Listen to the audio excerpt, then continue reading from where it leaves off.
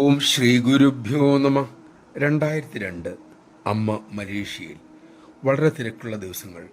പതിൽ കൂടുതൽ അമ്മയുടെ മക്കൾക്ക് സേവയിൽ മുഴുകേണ്ടി വന്നു. 24 മണിക്കൂറും ജോലി തന്നെയായിരുന്നു എന്ന് പറഞ്ഞാൽ അതിശയോക്തി ഇല്ലെന്ന് തന്നെ പറയാം. ആ സമയം മറ്റൊരു ചിന്തകൾക്കും ഇടയ്ക്ക് കയറി വരാനും കഴിഞ്ഞില്ല.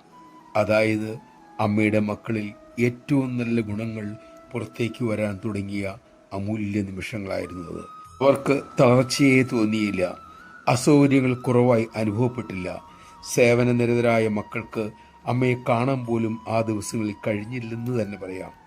പക്ഷേ തങ്ങൾ സേവ ചെയ്യുന്നിടത്തെല്ലാം അമ്മ നിറഞ്ഞു നിൽക്കുന്നതായി അവർ ഓരോരുത്തരും അനുഭവിച്ചു എന്നതുമാണ് സത്യം. ധ്യാനത്തേക്കാൾ ജപത്തേക്കാൾ മനസുഖം അന്നത്തെ സേവയിൽ നിന്നും അവർക്ക് ഓരോരുത്തർക്കും ലഭിച്ചു. നമഃശിവായ. അമ്മയെ സ്മരിച്ച് സ്വയം മറന്ന് സേവയിൽ മുഴുകുമ്പോൾ നാം ശരിയായ സ്വാതന്ത്ര്യവും സന്തോഷവും അനുഭവിക്കുന്നു എന്ന് അമ്മ അരുളിയിട്ടുണ്ട്. ഇത്തരം അവസരങ്ങൾ അമ്മ തരുന്നതാണ്. അപ്പോൾ നാം നമ്മിലെ അനന്ത സാധ്യതകളെ തിരിച്ചറിയുന്നു, അവയെ സ്വന്തമാക്കുന്നു. നമ്മെ ആനന്ദത്തിൽ നിന്നും അകറ്റി നിർത്തുന്നത് എന്താണോ അത് നമ്മളിൽ നിന്നും അകന്നു പോകുകയും ചെയ്യുന്നു.